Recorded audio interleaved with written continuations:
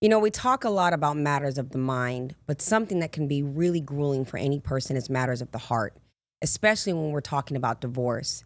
It is a radical shift in one's life and it can be an incredibly painful process. So today, we talk about life after divorce right after this. What is mindset? Our mindset is based on what we believe, and anything we believe in, we put into motion.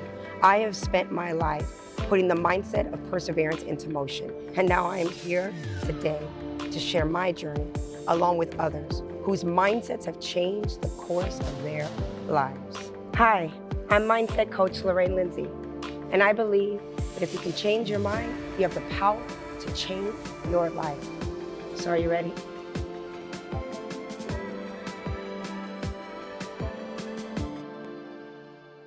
Welcome back to another episode of The Mindsetters, where we believe that if you can change your mind, you have the power to change your life. Today, we are going to be talking about a heavy topic, which is divorce. What is life like after divorce? So I'm going to make the intro very quick because there's a lot to cover. I am your host, Coach Lorraine Lindsey, a certified life coach and peak performance coach. I'm also a local realtor here in Las Vegas. So if you're looking to buy or sell, holler at me, shameless plug.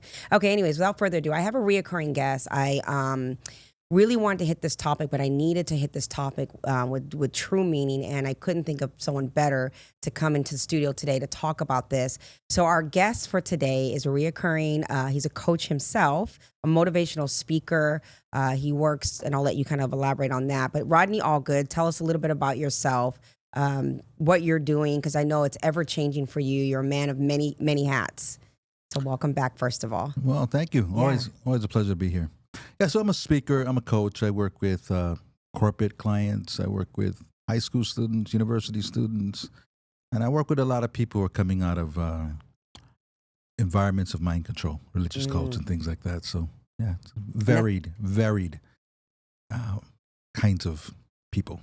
It's been powerful for you. You have a huge following there, huge group of people who have a need for that. So if people are in that, how can they find you if they feel like they are part of some type of mind control or religious cult? How could they find you and get some guidance? Facebook, Rodney Allgood.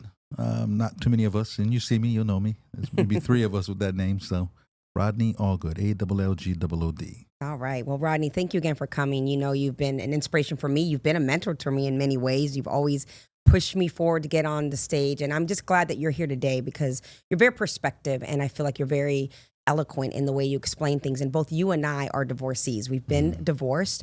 You went through a divorce where there were children involved and you were married for a very long period of time. I went through a divorce where it was longer a relationship than it was an actual marriage. But nonetheless, there is so much emotional turmoil when it comes to divorce and figuring out your life after divorce. So I want to kind of get into it. I want to talk about what the agenda is for today, about what we're going to hit on. And I know it's a lot, so I'm hoping to carry it all. I will also include a lot of resources, a lot of great articles that I read in the bottom of the description here of this video for people to kind of tap into. So the agenda for today is this. We are here to identify hard parts. What are the hard parts about the divorce? Understanding the stages of the loss. It is a loss, and so there are stages with that. Also talk about the stages of recovery and the steps to rebuild your life after a divorce. So let's get right into it. Let's go right to these identifying these hard parts. I found this great article, and as I read it, it really resonated with me because I think this is for people who are watching and probably going through divorce. These are the hard parts. These are the 6 hard parts of what makes the process and going through the divorce super, super hard. So the first one is that life is gone. You know, there was my life. This was my life around this person, and the life as I know it is completely gone, and coming to grips with that. So what would you say about that experience? Because I certainly have mine as well.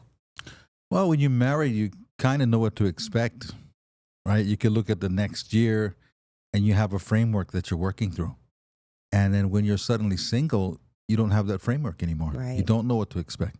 You could be helping someone raise their kids. You don't know what's going to come up in your life. You might move. You might get a job opportunity. I mean, everything opens up, and that stability in that framework that you were working from, where you knew what to expect. You knew what to expect daily. You knew what to expect monthly, yearly. You always knew what to expect. Even if the marriage was difficult, you know what to Right. expect. Exactly. And that is so very true because we're creatures of habit, and I've been talking about this a lot because I've been reading a lot about the psychology of habit and seeing a lot of correlation. But it's your routine becomes your habit, and that includes that person, whether it's functional or dysfunctional.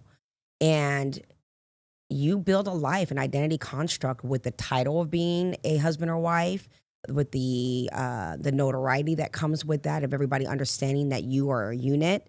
And there are things, and it's a forever thing in your mind. You get married with the idea that this is going to be a forever thing, and so you build even your future visions for with that person Mhm. involved in your life. And so when it's ending, whether it's abruptly or there's a process where you can see that it's coming to an end, there is this unknown and this feeling like that was such a part of my life. Um, who am I going to be? What am I going to be? And it's a dreadful feeling. It's a really dreadful feeling. The next one, with the hard parts, because I know I hopefully don't zip through too much of this, but the next one is how it affects the kids. And this is a really difficult part for a lot of people who are going through divorce, particularly when their children are really young still. Now, I didn't have that experience in my marriage because my ex-husband and I did not have children together, but I did have a son. And my son was a part of our life, regardless of that it wasn't his father. So even him adapting to this person no longer being there, I don't know if it was a struggle so much for him because they were not connected. They definitely there were some troubles in the connection there. But what was it like for you? And I know for men and women, it's the experience may be different. But what was it like for you to be able to manage and deal with the part of saying we're divorcing, but how is this going to affect our children? Yeah, it's hard because someone usually pulls the plug. It's usually one person that pushes it more than the other. Hmm. Sometimes they come to a mutual agreement, but most times it's one person. For me, in my situation, it was me that Mm. really wanted the divorce. So someone gets blamed. And my kids are 10 years apart. So it was more, my son was about 15, my daughter was about 5, something like that. And you're ripping their world apart. Yeah. They don't understand the dynamics of just mommy and daddy. They just see the family. And sometimes your kids have a good life from their perspective. My child had a very good life, and you're ripping the world apart as they know it. It's a very difficult thing to do. So there's some guilt to that, Absolutely. Yeah. right? Because you're just picking a day. Okay, on Thursday, we're going to have a talk, and I'm going to absolutely blow your world to smithereens. Right. And it's difficult when you actually make the decision. Sometimes people do things that cause the marriage to break up, Hmm. infidelity or whatever. Something breaks it up. But to actually make the call to Right. say on Thursday, we're going to gather the family and we're going to let them know. That is the hardest thing to do because of your children. You're just ripping their world apart. And then also too, I feel like a lot of people go through this like when they're dealing with that is like contemplating, am I making the right decision? Should I have stuck it out longer just for the sake of the children? Because you're dealing with your own personal struggle with that person. I mean, there's a reason why this is getting to a point of ending and separating and everything. But like you mentioned that guilt thing, and it's like I've heard people say I don't know if I did the right thing because you're dealing with it emotionally yourself and you're getting through things, and then you also have to be that strength for your children, and then you have to be careful to not, like you said, the blame or being angry and then putting the kids in the middle of that situation. And that happens a lot where one parent is, or both parents for that matter, are very angry about what's happening, or they're very depressed about what's happening, and they kind of put that onto the children sometimes without even realizing what they're doing. I think it's really important for parents to focus on the children and not use the children as an object to fight. Mhm. So many people do that. Just look at what's in the children's or the child's Best best good, interest, yeah. best interest. For me, what was tough is I told my ex-wife on a Tuesday that I wanted to separate. Okay. Wasn't working. On Friday, she tells me she's pregnant. Oh, wow. We barely were even doing that. This is the 10-year gap, right? Yeah. So the baby. Right. So I stayed 5 more years because I felt an obligation to. Wow. But it's really difficult once you've mentally checked out. I mean, And it's talk really, about that a little bit, because I think there's a lot of people that can relate to that, where, your shelf life has long expired before you finally pull the trigger Right. to make a move. But what is that like emotionally? Because that is a hard part. When you know in your knower that this is not working, I've exhausted who I can be in this to be everything I can be, and it's just not working. Especially for me, like in my situation, I felt like I was the one who had the desperation to hold on for dear life. And I was exhausting all of me to try to hold it together. And I think, and I can't speak for him, but I think that at that time, he just never believed that I would actually finally leave. And so there was no effort on his part to try to salvage whatever it was that we had. And finally, I was just like, I can't do this emotionally or physically anymore. yeah, I think when you're holding on to something that both of you are not invested into, you get really disconnected from self. Mm, You start living out of obligation, and something's rotting inside of you because there's no way to be authentic. When two people don't really come together, it's a resonance problem, and you're just not yes, resonating. And when you are just living to make someone happy or living to avoid fights and arguments, you're playing a role. absolutely. And for me, I was playing a role, and even though I was trying to be there for my kids, I was rotting inside. That's, oh God, I can so relate. The next one is loss of friends and family. This is another hard part because, again, being married, there's a unity there, and even if you've been in really long-term relationships where it feels as though you're in a marriage, there's a lot of intertwining of human beings that get involved in that relationship. And I remember feeling like I ain't worried about losing him, but I don't want to lose the people that I've become close to because of this relationship.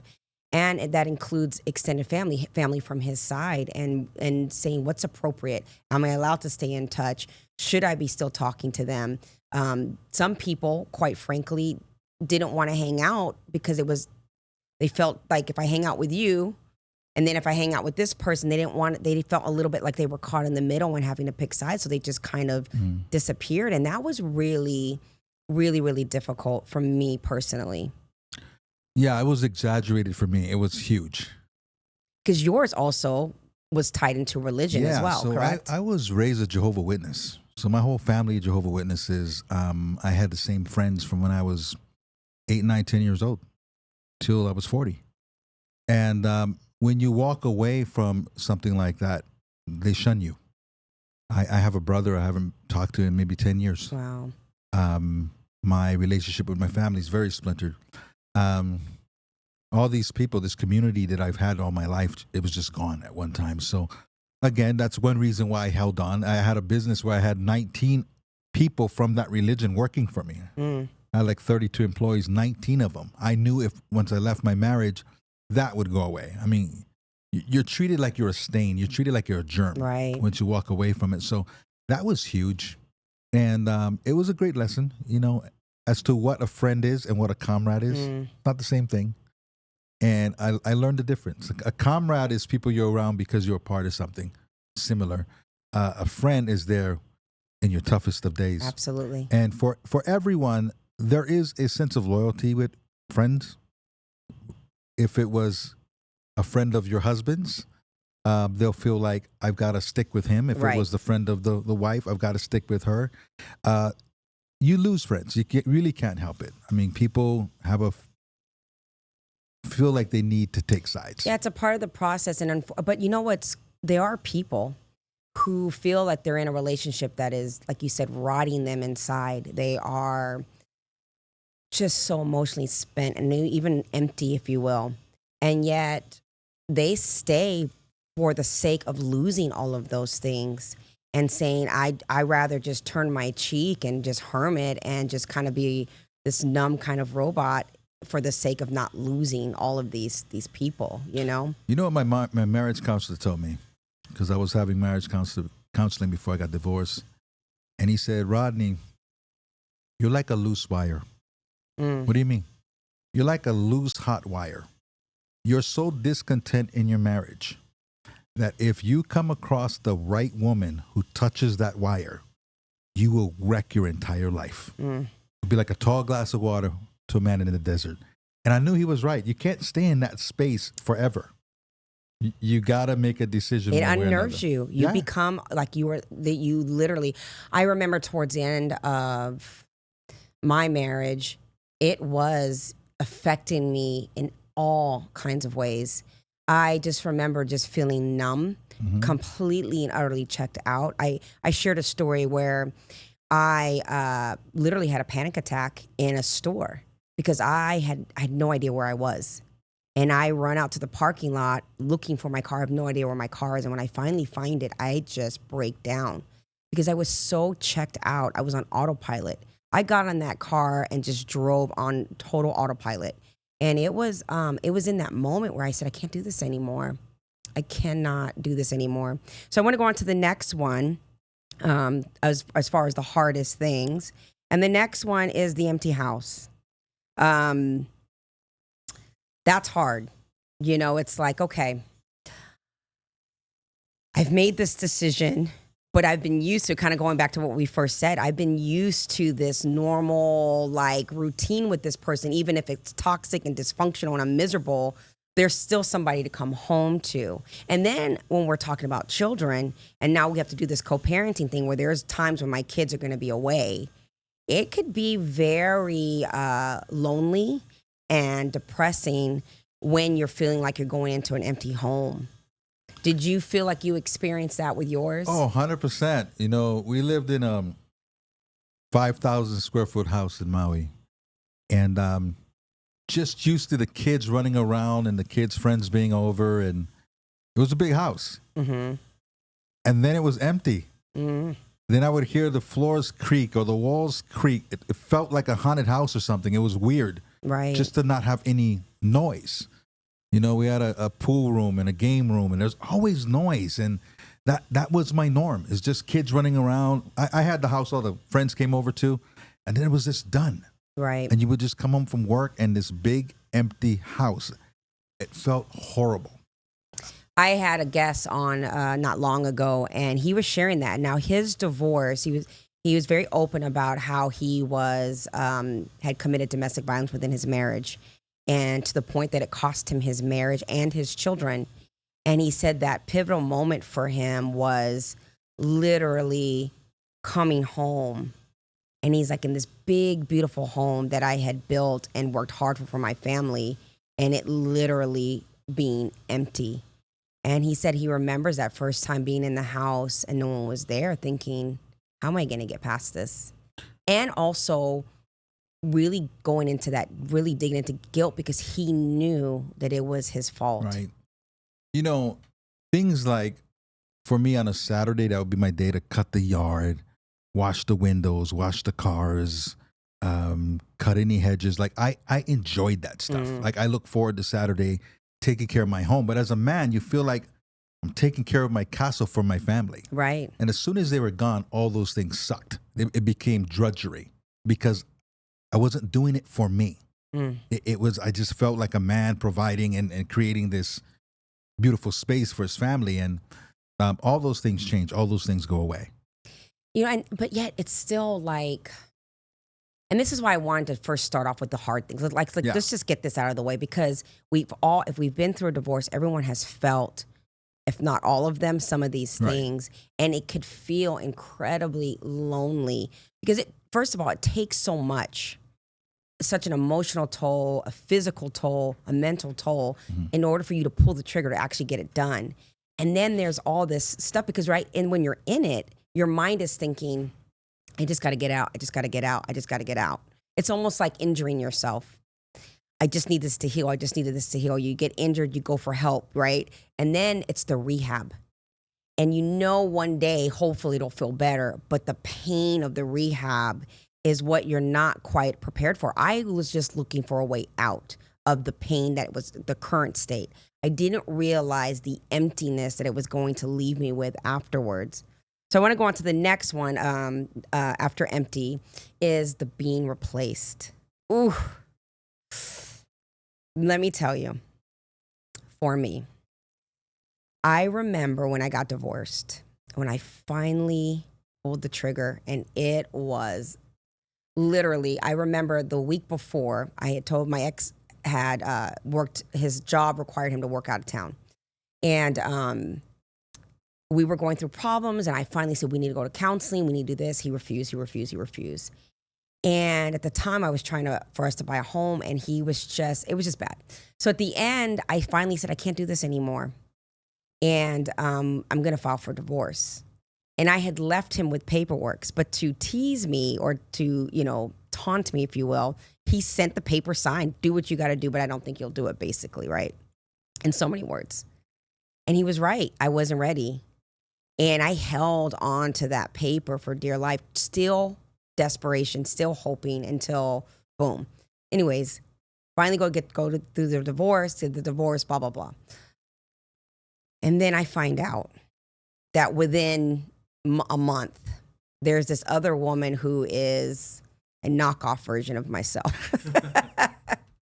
She was literally like a total replacement. And even though I had got divorced and did all of those things, I wasn't ready for that, because the honest truth was I was always still hoping that somehow this was going to work out. And to see that he was so quick to move on, it made me question so many things. It made me feel like I was not enough. It made me wonder if that person was there all along. All these kind of things. And man, I spiraled into such a hard depression. Yeah, I was the opposite. You were like ready.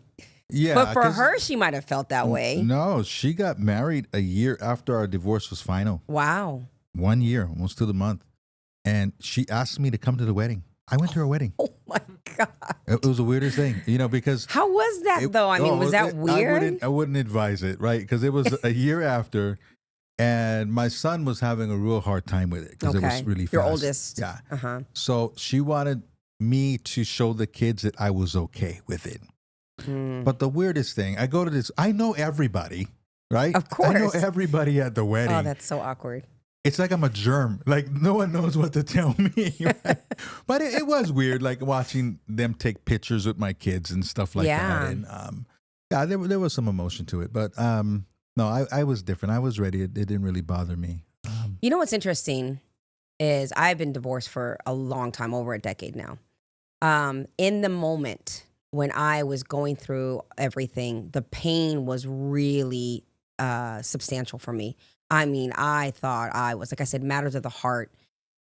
But today, it's unbelievable. I actually have no ill feelings towards him. I talk to him periodically, just checking in. He checks in with me all the time. He's since remarried. He has had a child. And I never thought at that time that I would ever feel comfortable or be okay with him moving on like the way he's moved on. And interestingly enough, it's so like amazing, and I'm so happy for him. And I'm like, I never thought I would get there. So I want to go into the healing process. We talked about the doom and gloom, and but the last one's adapting to the unknown. I forgot that little key piece. Adapting to the unknown. That was hard because it's like, okay, I've done this. This is what I was used to, but then what's next? Did you feel that you had a hard time with the adaptation of life after marriage? Yeah, because I wasn't sure who I was. I was married for 18 years.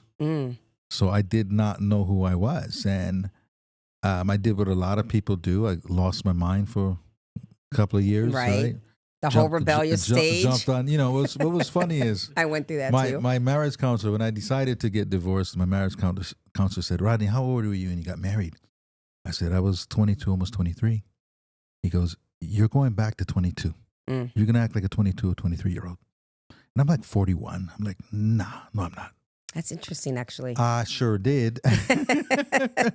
Dating sites were new. They didn't have dating sites when I got married. I was like, oh my God, kid in the candy store, right? Right. And I didn't realize I was masking pain because the pain of losing my friends and losing the world I knew. I just kept myself busy. Sometimes I'd go on 2 or 3 dates in a day, Right. right? I'm on Match.com, and you know, I'm filling the hole with this, you know. Yeah. And there just came a time where I realized that I'm just running, Mm. right? I'm not really adjusting to life. I'm just running, and what I'm running away from is still going to be there when I stop. Absolutely. It's interesting because Carmen, who's on the show often, she's often co-hosts the show, and she's talked about this numerous times on this show where she met her husband when she was, I think, 18 or 19. They married at 20 or whatever, and then she divorced at 37.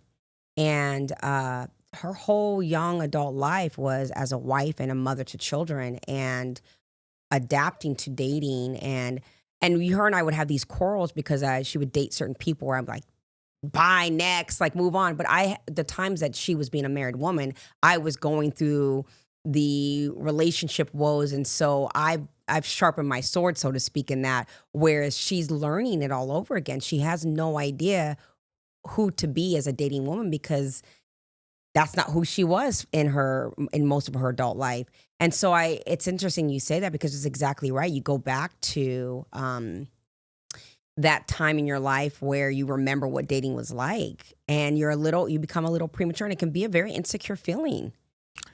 Yeah, you catch up.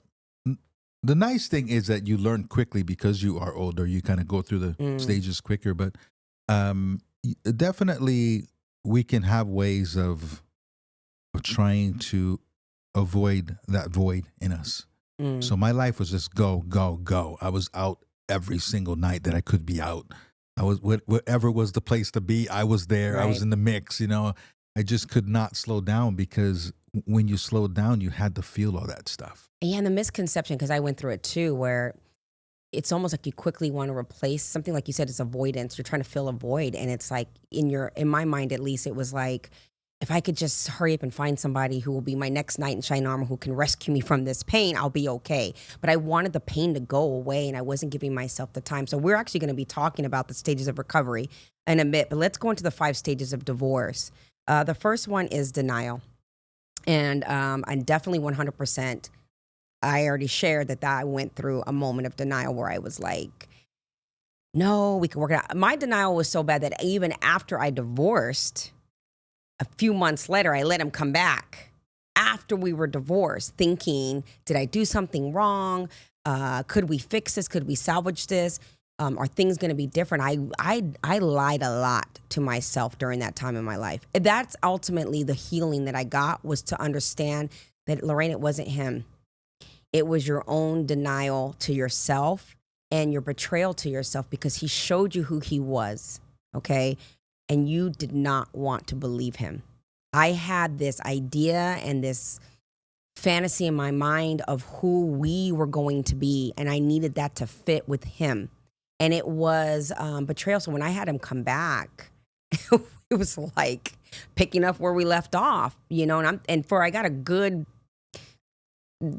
guy, the ideal guy, for about a good month, and then it went back to all the old habits, and that's when I was able to put the nail in the casket and be like, okay, I'm done here. I made the right choice, but I was in denial for a long time.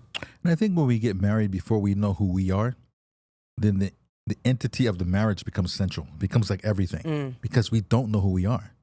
And I think if we are really rooted and grounded in who we are, we just can look at things with a different perspective. We can be honest about things.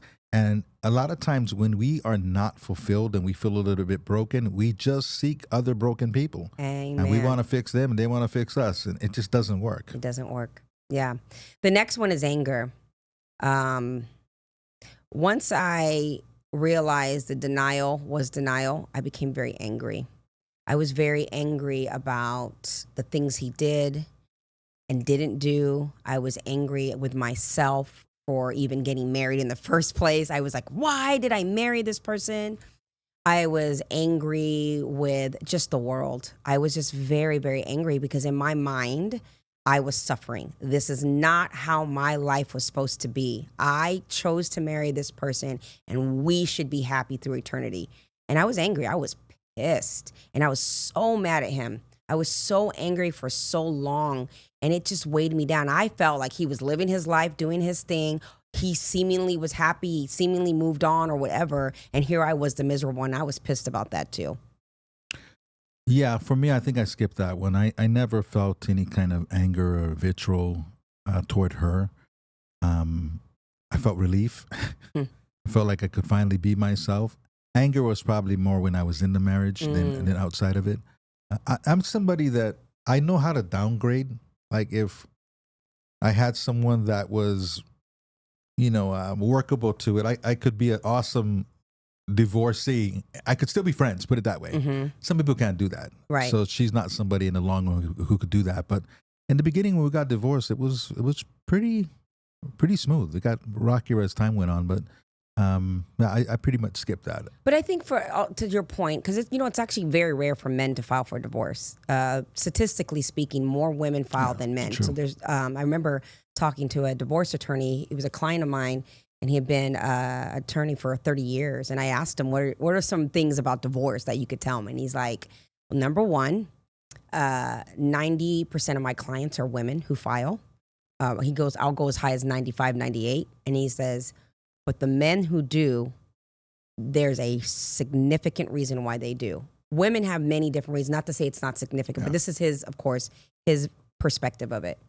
He says women's shelf life expires long before they've actually divorced. He's like, they will sit in a marriage that they're unhappy with for a very long time, particularly if they have children. So when a man sees a woman's ready to be out and wants done, she's been done a long time ago. So his ability to salvage that relationship is very finite. I mean, it's very hard to salvage something because she's already planned and prepped and everything for years sometimes. So when she's ready, she's out.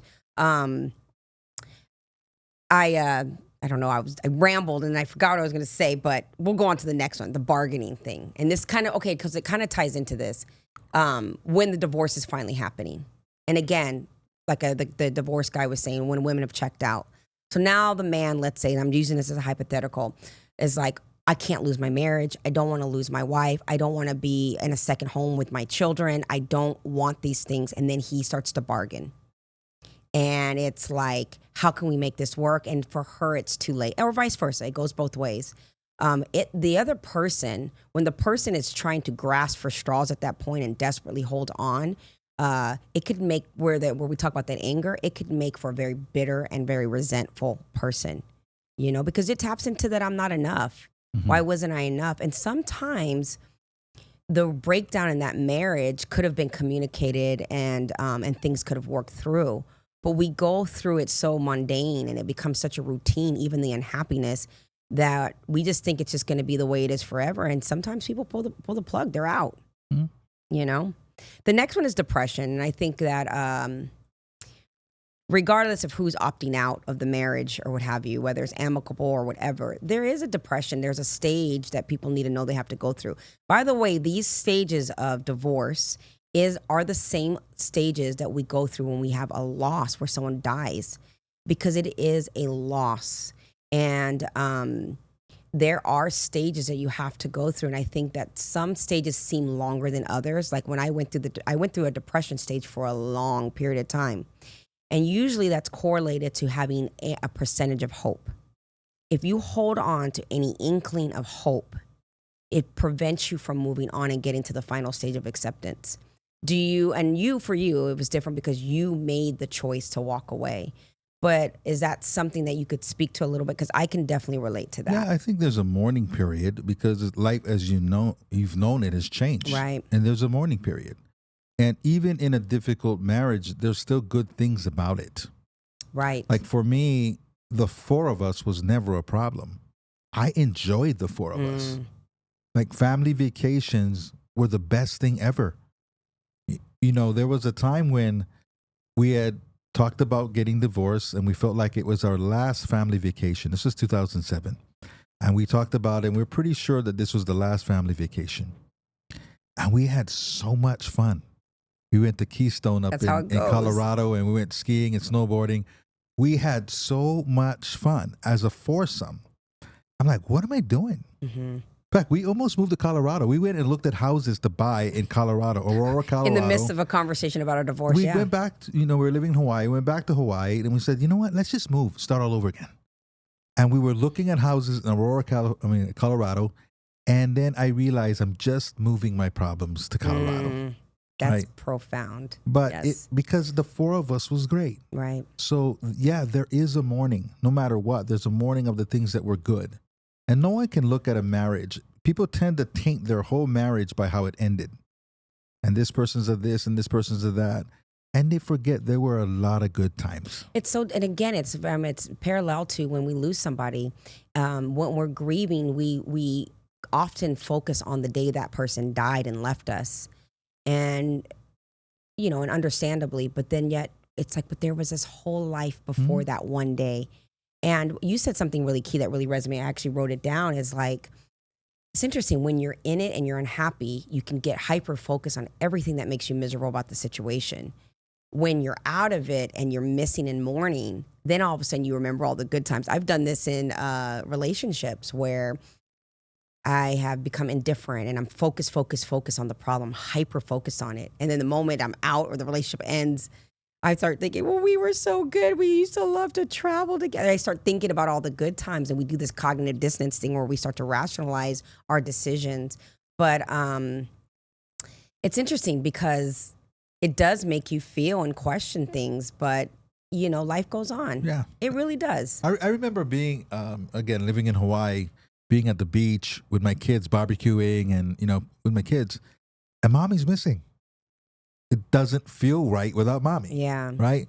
So definitely marriage has ups and downs, good times and bad times. And again, it wasn't all bad, even if you get divorced. So there's definitely a letting go, a mourning, where you have to open up the space for new, Right. basically. Absolutely. And the final stage is acceptance. But acceptance speaks for itself, where you just finally accept it. But with the acceptance, there is a divorce recovery process. There's a thing that I posted from a guy, John McElhenney, and he talks about the 4 different stages of the recovery process. And we have the mourning and going through the loss, but then you have to go through the stages of recovery. And number 1 is the anger. And we talked about this. So you go through it almost like you repeat certain things, right? So while you're going through these different stages, you're also kind of going, so the anger, the depression, the divorce, it's kind of mulling it over, manifesting in your head, thinking about it. The healing, the recovery, the kids, putting the kids first, the co-parenting, the dating, the poetry, Mr. Poet, and the love, the career, and the happiness. So let's talk a little bit about this. So anger, and we've tapped into this already, but in this reference, it's like when you're in recovery, you have to be honest with self about the anger. What am I angry about? What did I want this to be? Is this pain or is this suffering? What am I choosing? How am I choosing to look at it? And I'm going to be mindful of what I want to do with this emotion that I'm harvesting. You don't want to keep it stagnant and growing inside, because then you get stuck. I think what helps is not assigning blame. Some people are just not in resonance. Some people are in relationship where one grows and the other doesn't. Right. Reason, season, or lifetime. Sometimes things just have played itself out. Right. Like milk is good up to a certain date, and you go too far past the date on the carton, and it's not good for you anymore. Right. So relationships can be like that. So it's just appreciating what was, how it worked while it worked. And that same person might be a perfect match for somebody else. Right. But when you're stuck in blame, then you just get stuck in this loop. Because 2 Absolutely. people are just blaming each other. And then a healing, let's go on to the next one, which is healing. It's your recovery. And it's allowing yourself permission to heal. Again, like you said, if we want to blame somebody, if we want to be angry, if we want to mull it over in our head as to the whys, the shoulda, wouldas, the couldas, and all of that stuff, we get stuck and it stifles our healing. It's at some point, like, again, going back to the acceptance, say, okay, I am divorced. I have to accept that this is a reality for my life and that life has to change at this point. And I am promoting my healing. I'm ready to move on. I'm ready to be happy. And that means you have to focus more on self than that person and what they're doing and what they didn't do right and how they're doing this. Because it can be overwhelming, especially, again, when you have children and you feel like they're still getting in the kids' ears and they're playing things. At one point, you just say, my healing comes first. And do I really want to fight the battles that I've been fighting with this person? It's over. The relationship is over. How do we move forward? Again, particularly if there's kids. What do you have to say about the whole healing thing? Allow yourself to become who you're trying to become. Because there's a reason why you're getting divorced. Obviously, things aren't the same as they were when you got Right. together. So when you focus on your growth, when you focus on who you are apart from that person, I think you deal with it better because every relationship brings something else out of a person. Right. I could date someone today and my ex-wife could get together with that person and share notes and it would be a completely different person they're talking about.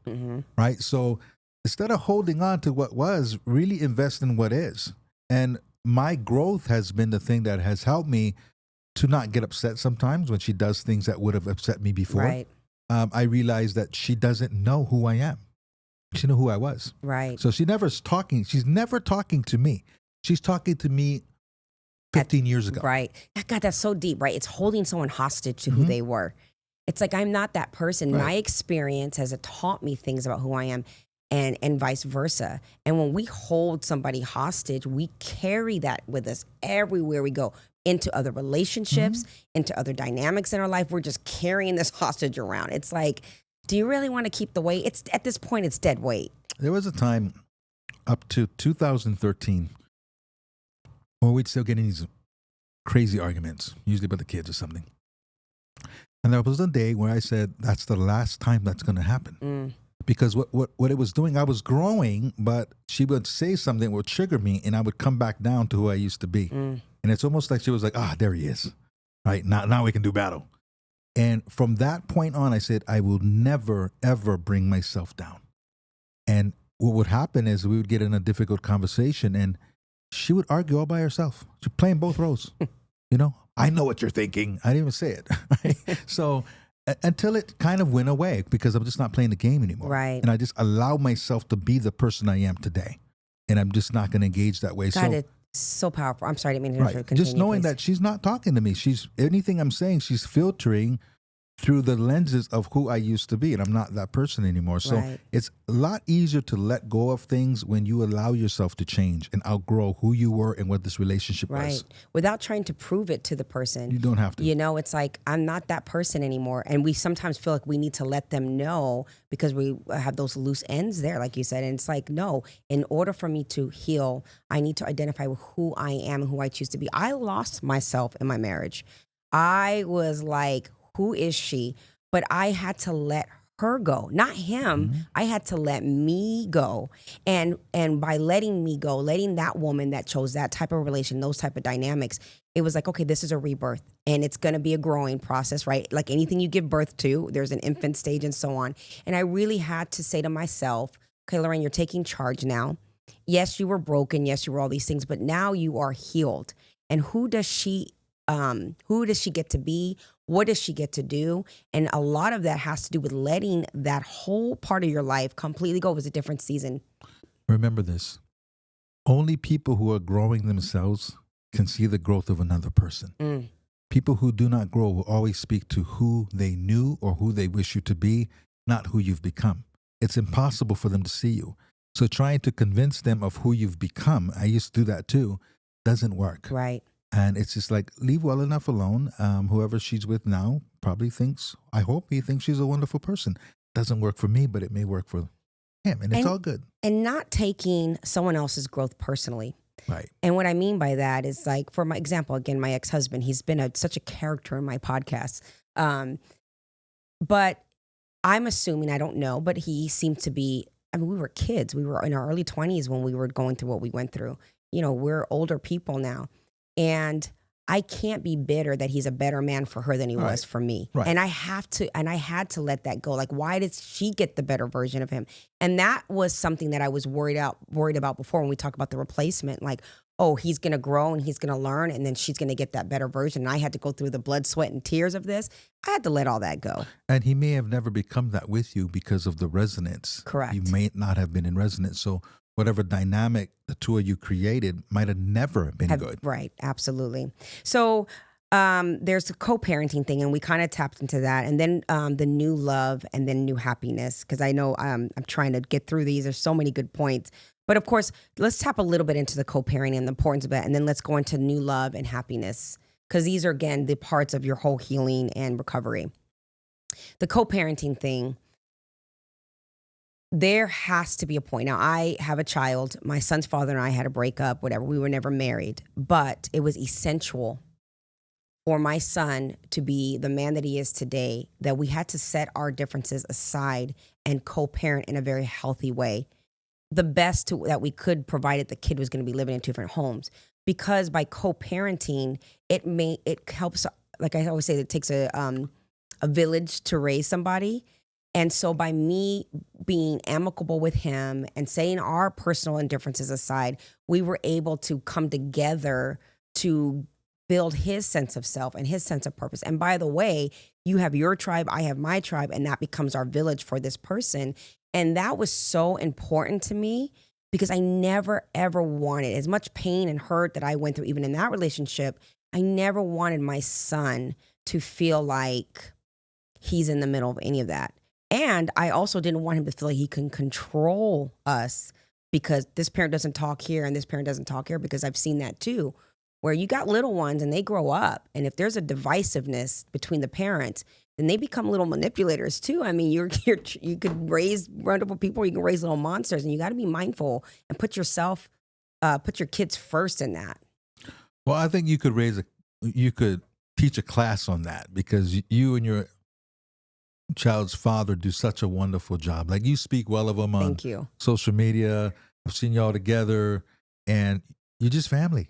Family, that's exactly right. Right. Like, I look at marriage, or a dissolution of a marriage, as being a downgrading of a relationship. I look at people who were in my life, whether it was my in-laws, an ex-wife, or whatever, they're still family to me, or that's the way I tried to look at it exiting my marriage. Unfortunately, that's not how they looked at it. So you can't always control that. Right, For me, I right. have the added thing of religion.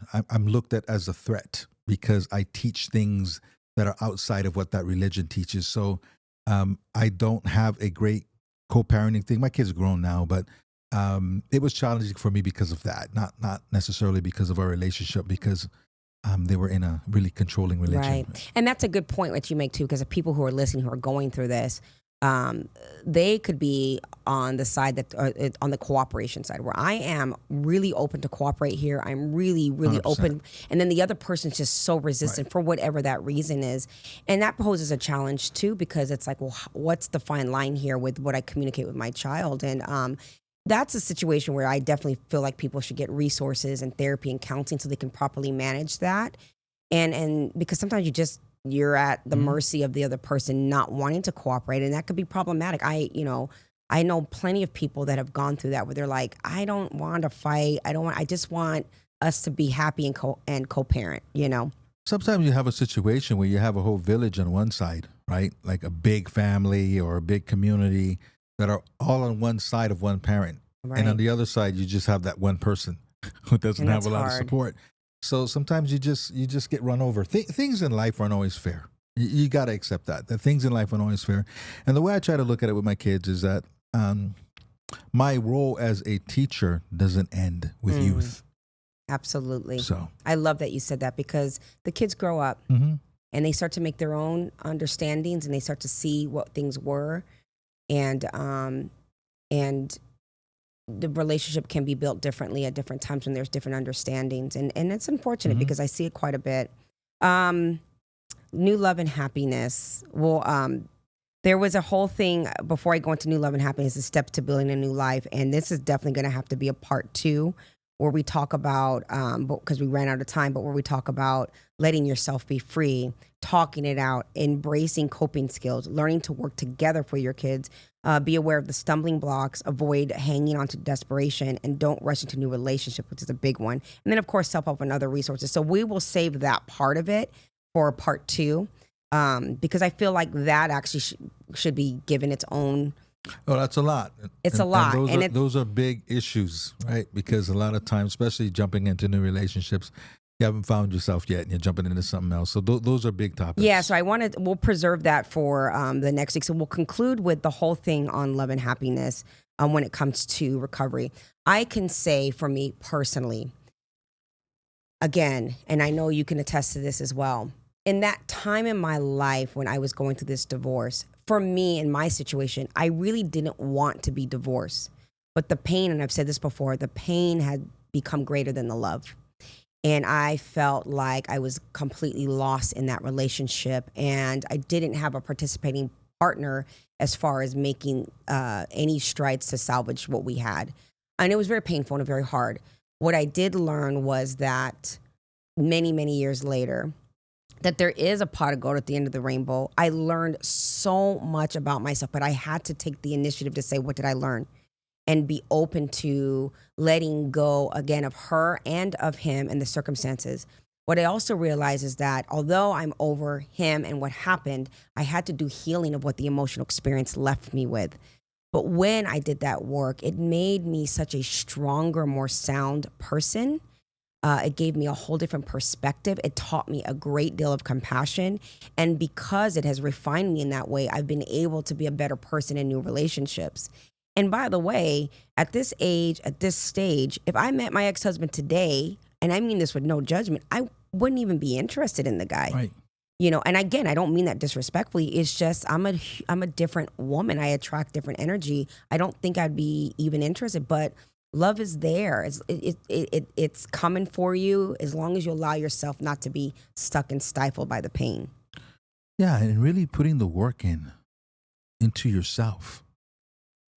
A lot of times we don't want to put the work in.